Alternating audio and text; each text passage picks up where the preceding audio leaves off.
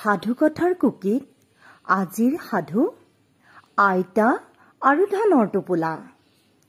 এখন গাঁৱত তিনিজন বন্ধু আছিল।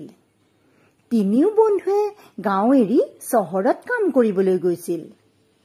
চহৰত কাম কৰি যি টকা পাইছিল সেই টকা লৈ তিনিও বন্ধু গাঁৱলৈ আকৌ উভতি আহিছিল। উভতি আহোঁতে সন্ধিয়া হোৱাত তেওঁলোক এজোপা গছৰ তলত ৰাতিটো কটোৱাৰ সিদ্ধান্ত ললে। কিন্তু হাতত ইমানখিনি টকা লৈ ৰাতিটো গছৰ তলত কটাবলৈ তেওঁলোকে ভয় কৰিছিল। সেইকাৰণে ওচৰতে এখন ঘৰ দেখি সেই ঘৰখনলৈ গল আৰু দৰজাত টোকৰ মাৰিলে। দৰজাত টোকৰ মাৰোতে এগৰাকী আইতা ওলাই আহিল। আইতাই সুধিলে, বোপাই, ইমান ৰাতি আহিছা, কি হল তোমালোকৰ? তেতিয়া বন্ধুকেইজনে কলে, আইতা, আমি হওঁ গাঁওখনৰ ল'ৰা, চহৰত কাম কৰিবলৈ গৈছিলো। উভতি আহোঁতে ৰাতি হোৱাত এই গছজোপাৰ তলতে জিৰাম বুলি ভাবিছো। কিন্তু আমাৰ হাতত থকা ধনৰ টোপোলাটো লগত থাকিলে আমি বিপদত পৰিম। যদি আপুনি এই ধনৰ টোপোলাটো আজি ৰাতিটোৰ কাৰণে ৰাখি থয়, আমি নিশ্চিন্ত মনে শুব পাৰিম। আইতাই ধনৰ টোপোলাটো ৰাখি থলে আৰু বন্ধুকেইজনে কলে, আইতা, কাইলৈ যেতিয়া আমি তিনিওজন একেলগে আহিম তেতিয়াহে এই ধনৰ টোপোলাটো আমাক দিব। এজনে যদি বিচাৰে তেন্তে নিদিব।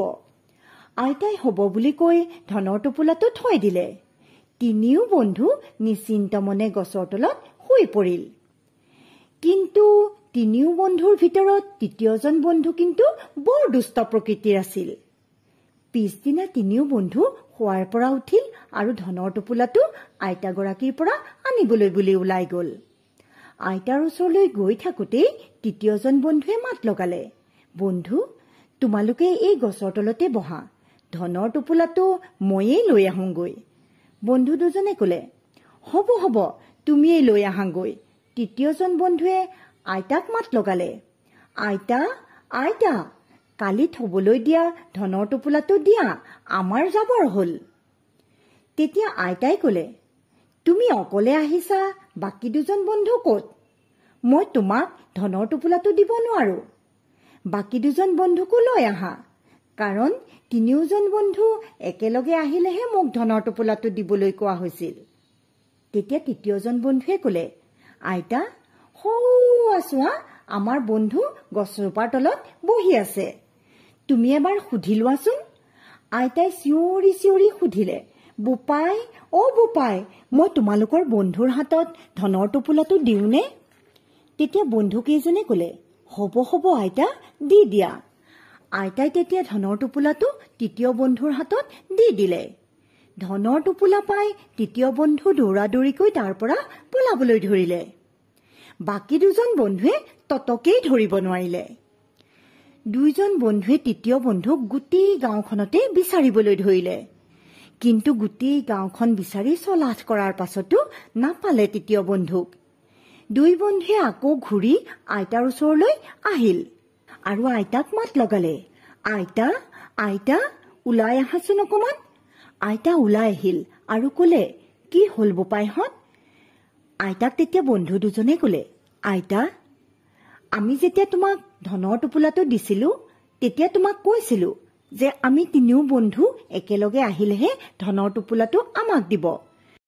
আইতাই কবলৈ ধৰিলে, বোপাই, মই তোমালোকক সুধিহে তোমালোকৰ তৃতীয়জন বন্ধুৰ হাতত ধনৰ টোপোলাটো দিছিলো, এতিয়া তোমালোকে কিয় মিছা মাতিছা? মই এই কথা গাঁৱৰ মুখিয়াক জনাম। আৰু সেইকাৰণেই আইতা গাঁৱৰ মুখিয়াৰ ওচৰ পালেগৈ। আইতাই মুখিয়াক কোৱাৰ পাছতে দুই বন্ধুৱে চতুৰালি কৰি আইতাৰে যে ভুল সেই কথা মুখিয়াক কব বিচাৰিছিল। কিন্তু মুখিয়াই দুই পক্ষৰ কথা শুনিলে আৰু কলে, ঠিক আছে, তোমালোকৰ চৰ্ত আছিল যে তিনিও বন্ধু একেলগে আহিলেহে ধনৰ টোপোলাটো তোমালোকৰ হাতত দিব। কিন্তু এতিয়াও একো পলম হোৱা নাই। তোমালোকে তৃতীয়জন বন্ধুক বিচাৰি আনি তাৰ হাতত থকা ধনৰ টোপোলাটো আইতাৰ হাতত দি দিয়া। তাৰ পাছত তোমালোকক আইতাই তোমালোকৰ হাতত দি দিব। দুই বন্ধুৰ চতুৰালি মুখিয়াৰ ওচৰত হাৰ মানিলে আৰু দুই বন্ধু অহা বাটেৰে গুচি গল আৰু আইতা এইবোৰ চিন্তাৰ পৰাও মুক্ত হল। এই সাধুটোৰ পৰা আমি বুজিলো যে অচিন কাঠৰ থোৰা কেতিয়াও লগাব নাপায়।